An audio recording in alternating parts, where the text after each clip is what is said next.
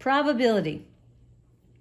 Two kinds of probability, experimental and theoretical.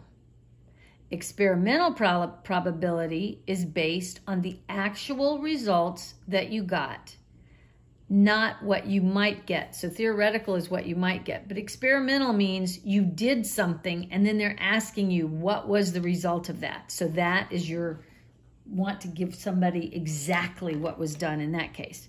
But I want to talk about theoretical first. Theoretical is what you might get.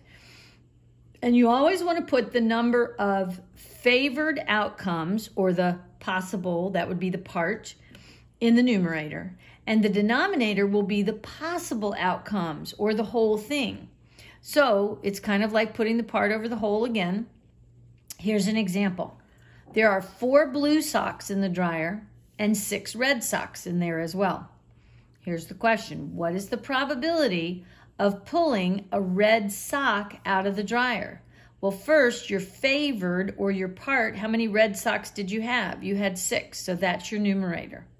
But the possible is how many socks are in there altogether. You have to add the red and the blue together. That gets you 10, so that's your denominator.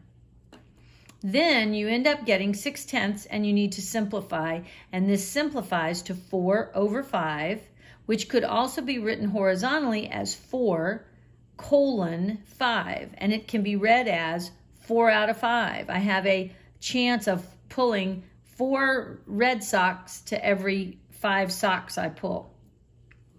Okay. Experimental. Now, this is the one that they've already done something and they're asking you about what the results were. So if one person picks 1 black marble and 2 striped marbles after 3 times of choosing, so he's pulled marbles out of a bag, he pulled 1 black marble, and then he reached in again and he pulled a striped marble, and then he reached in again and he pulled another striped marble. It says, what is their experimental probability of picking a striped marble?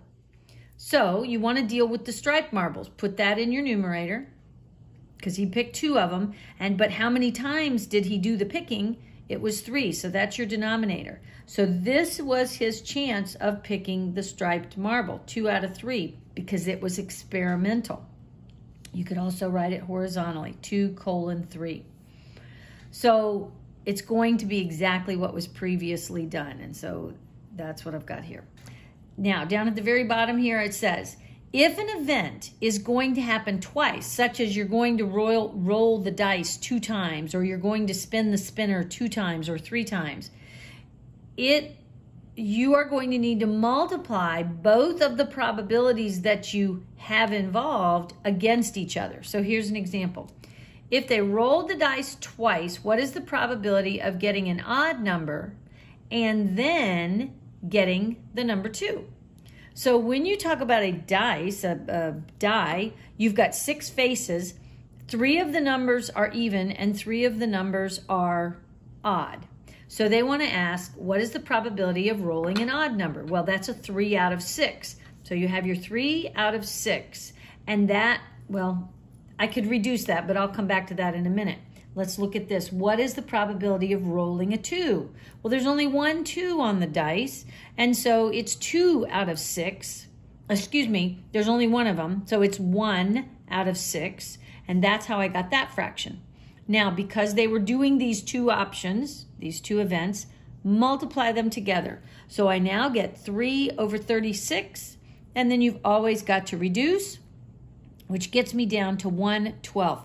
So if I'm rolling the dice 2 times, I only have a 1 in 12 chance of rolling an odd number and then rolling the number 2. So it's a very small percentage rate or probability.